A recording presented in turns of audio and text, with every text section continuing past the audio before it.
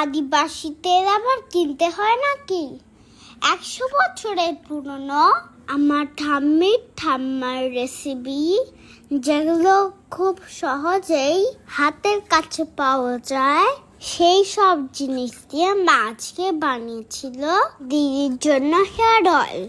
কারি পাতা, নিম পাতা, জবা ফুল, অ্যালোভেরা, বেল, তুলসী পাতা, পেঁয়াজ, মেথি, কালো জিরে, আমলকি আর যেকোনো নারকেল তেল।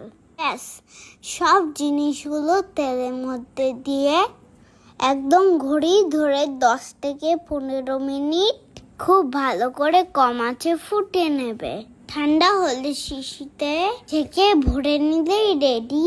এই তেল মাখলে চুল লম্বা হবে, কালো ঘন হবে আর মজবুত হবে, নতুন চুল গজাবে।